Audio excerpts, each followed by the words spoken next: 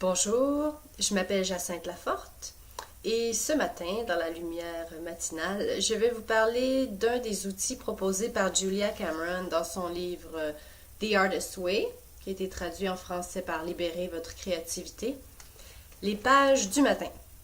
Donc, cet outil, les pages du matin, fait partie de la démarche Libérer votre créativité, qui est en fait 12 semaines. Chaque semaine, il y a des notions qui sont présentées, puis il y a des exercices à faire. Et deux outils sont à utiliser tout au long de la démarche. La sortie d'artiste, vous pouvez voir mon autre vidéo à ce sujet, et les pages du matin. Donc, les pages du matin, l'idée c'est d'écrire 3 pages au réveil chaque matin. Sans exception, c'est non négociable. Un matin, on écrit 3 pages. On peut écrire n'importe quoi, écriture automatique. Et au pire, on peut même écrire pendant 3 pages. Je n'ai aucune envie d'écrire ces 3 pages, ça m'emmerde, j'aurais préféré dormir. On peut écrire ça pendant 3 pages. L'idée, c'est vraiment de remplir les 3 pages chaque matin. On peut aussi s'en servir pour écrire les pensées du censeur. Le censeur, c'est cette partie de nous qui... si on fait quelque chose de bon, on va nous dire que c'est pas assez bon, que ça sera plus jamais aussi bon, que c'est pas aussi bon que ce que le voisin a fait.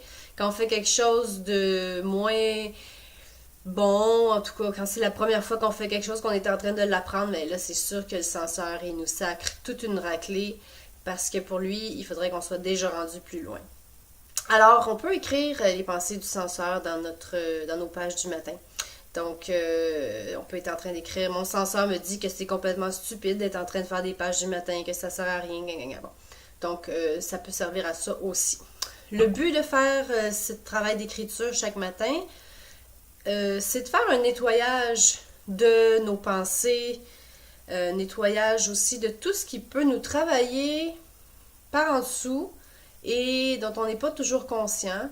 Comme un peu les logiciels dans les ordinateurs qui ralentissent tout le système quand on a des préoccupations, des soucis, des inquiétudes. Quand on les met par écrit, ça fait de la place pour d'autres choses, de nouvelles idées.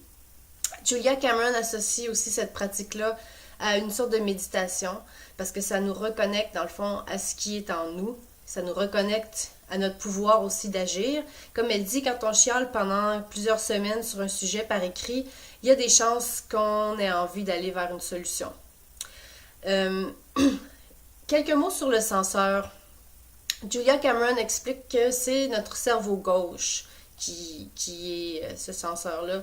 Et ce cerveau-là fonctionne à partir de catégories déjà connues. C'est un fonctionnement très linéaire, c'est ce qu'on dit rationnel.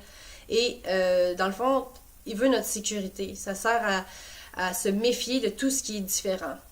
Alors évidemment, quand on veut arriver avec des nouvelles idées, un processus créatif, c'est un excellent mécanisme de blocage. Alors que le cerveau artiste, lui, il va faire des associations saugrenues, il va penser en images.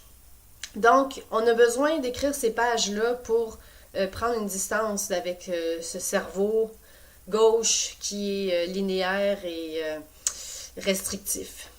Et quand on écrit ces pages-là, ça nous permet de retrouver un sens de qui on est. C'est comme de dessiner une carte géographique de nous-mêmes, voir où on est, où est-ce qu'on veut aller. Donc, ça nous reconnecte avec notre pouvoir d'agir également. On peut s'en servir pour poser des questions. Qu'est-ce que je devrais faire dans telle situation? Et puis, on écrit tout ce qui monte. Il y a des réponses qui peuvent venir. Ça peut être fascinant.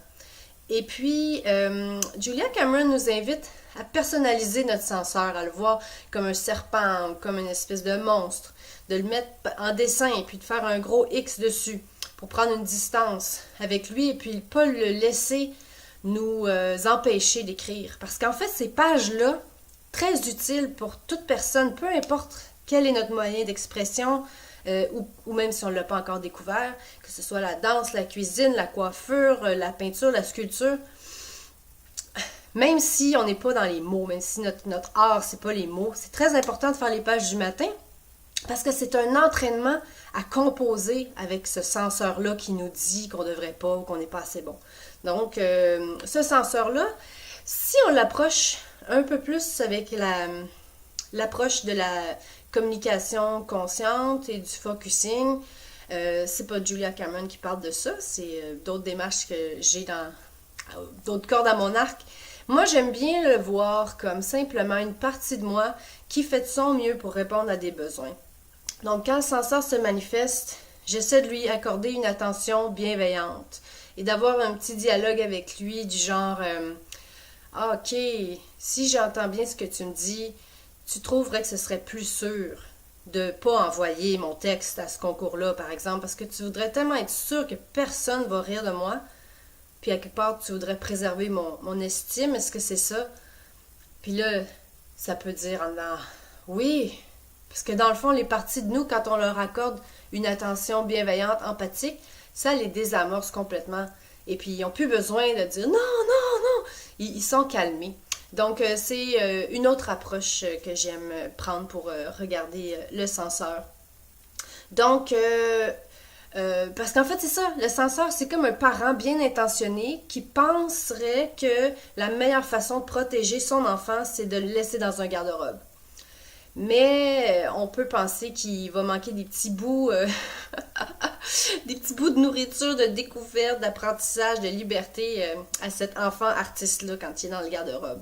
Donc, si on rassure en l'écoutant simplement, en écoutant ses craintes, ben après ça, il peut accepter d'ouvrir la porte, puis l'enfant va aller jouer dehors, puis va être bien content. Alors, en bref, les pages du matin, 3 pages chaque matin, non négociables. On écrit tout ce qui nous passe par la tête. Ça fait un nettoyage, un entraînement à composer avec ce censeur-là, une reconnexion à ce qui est vivant en nous. Ça donne beaucoup de clarté et ça nous reconnecte à notre pouvoir de créer, que ce soit dans un projet artistique ou dans la vie tout simplement. Alors, je vous souhaite bonne écriture!